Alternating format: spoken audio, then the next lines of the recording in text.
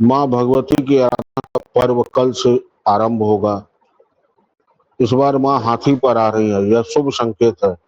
फसल अच्छी होगी, मौसम अच्छा होगा, फलिता परिणाम भी सुखदायी ही होगा।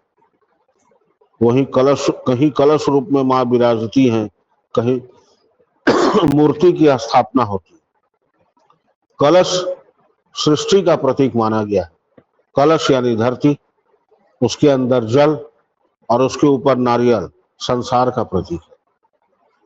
माँ का आगमन इस बात का प्रतीक है कि प्रत्येक मनुष्य में शक्ति रूप में स्थित है और इसी शक्ति को जागृत करने के लिए, अपनी सत्ता का अनुभव कराने के लिए ही 9 दिन अनुष्ठान होता है।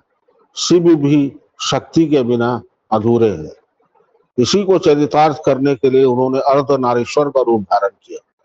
जिसकी संवेदना जीवित है उसे ही प्रभु सत्ता का अनुभव हो पाता है।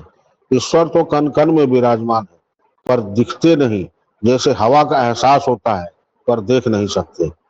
परमात्मा जैसी पवित्रता की आंखें कैसे देख पाएगी उनका अनुसरण किए बिना।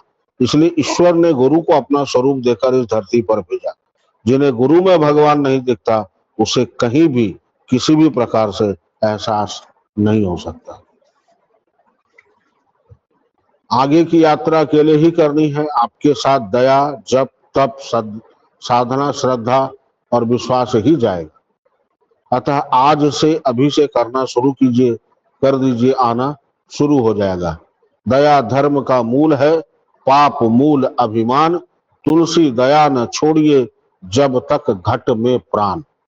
गुरु क्या चाहते हैं? यही कि मनुष्य बनो। एक शिष्य के मन में शंका हुई कि मैं तो मनुष्य हूं। उसने गुरु को अपना शंका बताई। गुरु ने कहा कचहरी में जाके देखो। शिष्य वहां गया। उसने देखा कोई कुत्ते की तरह भौंक रहा है, कोई बकरी की तरह मैं कर रहा है, कोई हिंसक पशुओं की तरह लड़ रहा है, कोई अपने ही रिश्तों को तार तार करने में लगा है। उसे समझ में आ गया कि गुरुदेव मुझे क्या सिखाना चाहते हैं।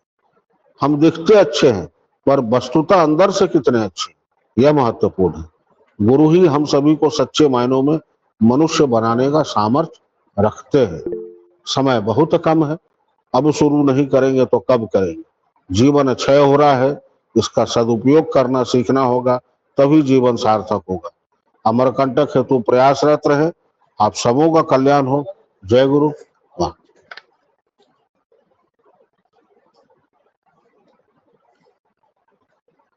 पहली बात तो 2 लाइन अमरकंटक के लिए कह देता हूं कि अक्टूबर फर्स्ट वीक 8-10 तारीख के बाद रूम अलॉटमेंट का काम शुरू करूंगा। तो उसके पहले बाकी जो बचे हुए लोग हैं वो लोग अपना रजिस्ट्रेशन करा लें, अपना टिकट कटा लें, से कि उनको आने जाने में सुविधा हो। क्योंकि ट्रेन सीमित है और उसकी सीट भी सीमित है। तो हालांकि 2-3 रास्ते हैं जाने के, आप लोगों को पता होगा। लेकिन जो लोग बचे हैं इस पर थोड़ा विशेष ध्यान देते हुए अपना रजिस्ट्रेशन करा। दूसरी बात, मनुष्य कहते किसको? हाड़ मांस के शरीर को मनुष्य नहीं कहते। जिसके अंदर संवेदना नहीं, जिसके अंदर भाव का अभाव है, वो मनुष्य रूप में होते हुए भी पशुवत है। इसकी सीधी सी परिभाषा। बनेंगे कैसे? 2-3 चीज है जो सिर्फ सुनने से नहीं होगा, उसको रोज हमको करना पड़ेगा। जैसे कोई भी भिखारी है, 1 रुपया 2 रुपया दे, इससे आपका बजट कभी गड़बड़ाएगा नहीं। ये आपको देने की आदत सिखाएगा। दूसरा है कि बड़ों के आगे विनम्र होना और उनका आदर करना सीखें। बड़ों के आगे अगर कुछ गलत भी बोल रहे हैं, एक्सट्रीम हो तब तो वो एक अलग कंडीशन होती है, लेकिन जो सामान्य परिस्थिति है उसमें उनका सम्मान करना एटलीस्ट आप सीखें।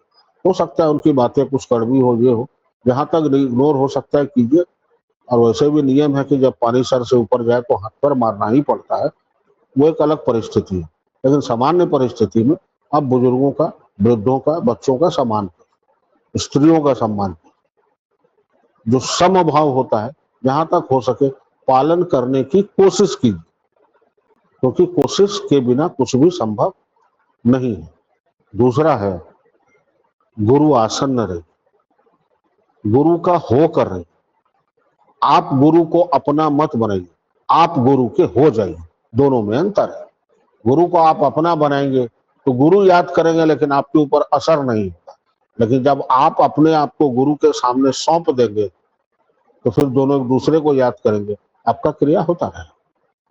कहना बहुत आसान है, मुश्किल है हमारी चेतना, हमारा विवेक अक्सर साथ छोड़ देता है छोटी छोटी बातों में, अक्सर साथ छोड़ देता है।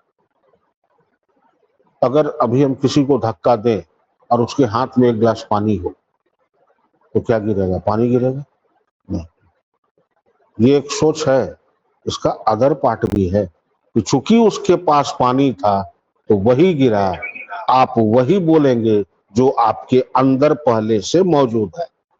तो आपका आंतरिक ज्ञान कितना पुष्ट है वो निर्भर करता है विषम परिस्थितियों।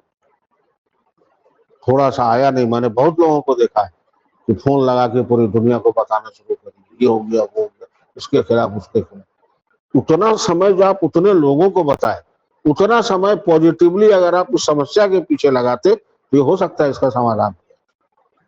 और समस्या इसलिए नहीं आती है कि किसी ने दिया, समस्या इसलिए आपको कोई दे रहा है, आप कमजोर हैं या परिस्थिति जन्य कुछ समस्याएं आती, तो वहां विवेक और धीरज बहुत बड़ा अस्त्र है। और एक है मौन। आप मौन होके विवेक और धीरज का हाथ पकड़ लीजिए, आप देखिएगा तो कुछ नहीं, तुरंत हो जाएगा। क्योंकि जो दे रहा है वो जानता है कि ये इसकी आदत है, ये कुछ ना कुछ रिएक्ट करेगा, हमको मटेरियल मिलेगा बोलने, क्योंकि उसके अंदर वही है। और ये क्यों है? इसलिए कि संस्कार नहीं। मैं अक्सर पहले भी कहा है कि आपके बोलने के तरीके से ये पता चल जाता है कि आपकी परवरिश हुई है या फिर आप भेड़ बकरी की तरह पाले गए। अगर परवरिश हुई है तो आपके बात में गंभीरता होगी, आपके आचरण में शुद्धता होगी, आपके विवेक में सौम्यता होगी। लेकिन यदि सिर्फ पाले गए हैं तो आपके अंदर जीवित तो हैं लेकिन है कुछ नहीं, तो जो भरा हुआ है वो रखने लायक तो कम से कम नहीं। इसलिए मैं कहता हूं कि घर में किसी भी ऐसे आदमी का प्रवेश ना हो, भले उससे हमारा रिश्ता खराब हो जाए, जो दूसरों की निंदा शिकायत करता है। क्योंकि निगेटिविटी का असर जो है पॉजिटिविटी से ज्यादा होता है। कलयुग है तो मन तो ढलान की तरफ ही जाएगा। एक तो योग का असर तो होना है, तो सबके ऊपर है, तो वो जाएगा। इसलिए कभी कोई निंदा करे, लगे कि हम नहीं सुन सकते हैं, नहीं बोल सकते हैं इसको, तो कोई बहाना करके वहां से निकल, उसके बाद उससे बचने का प्रयास, उसको भी समझ में आ जाएगा कि उसको मुझ में इंटरेस्ट नहीं, हो सकता है वो बोलना भी छोड़, और ये करना पड़ेगा। एक नियम जीवन में जरूर होना चाहिए कि हमको उठना है, विद्यार्थी है तो पढ़ना भी है, ऑफिस जाना है, काम करना है, जो भी हम जो काम करते हैं, तो नियम से आपका समय इस कदर निकल जाएगा, आपको पता ही नहीं चलेगा कि कौन क्या बोल के गया, आपको काम में डूबेगा। कबीर दास जी जुलाहा थे, कपड़ा रंग रहे थे, सामने से बारात गुजर, किसी ने पूछा बहुत अच्छी बारात है, कब गया थे? उनको होश नहीं था, वो अपने काम में इतने तल्लीन थे। तो हम लोग भी इतने काम में तल्लीन हो जाए कि हमको होश नहीं हो कि कौन गया और कौन आया। मन की वो स्थिति बनानी पड़ेगी, क्योंकि जो योग का प्रभाव है, जो प्रपंच है, जो द्वंद्व है, जो मानसिकता है लोगों की, वो बदलने वाली नहीं है। हम दुनिया को नहीं बदल सकते, स्वयं को बदल सकते हैं, बदल लेंगे। मैं बदल गया, मैं बदल गया, तुम वही हो क्या? मैं बदल गया, तुम वही हो क्या? मैं गलत, तुम सही हो क्या? यही बात है। लोगों को साबित करनी, आपको कुछ साबित करने की जरूरत नहीं। आप फर्म रहिए, है ना, संकल्पित रहिए, तो विकल्प आपको देख के रास्ता बदल देगा। विकल्प की तरफ देखिएगा तो हजारों विकल्प मिलेगा। अगर करना है तो करना है, फिर कोई ऑप्शन नहीं है। साधन करना है तो करना है, कोई ऑप्शन नहीं। पूजा करना है तो करना है, काम करना है करना है, इसका कोई विकल्प नहीं। करना है तो करेंगे, बढ़िया से करेंगे।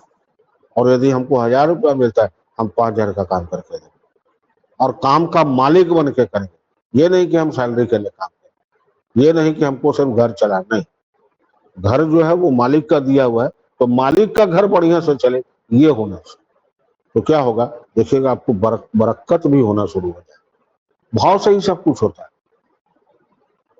अभाव के कुभाव से अभाव तो पैदा होना ही होना। इसलिए ये मत सोचिए कि कल क्या होगा, क्योंकि कल किसी को नहीं पता है उनके अलावा। तो ठाकुर को सब मालूम है।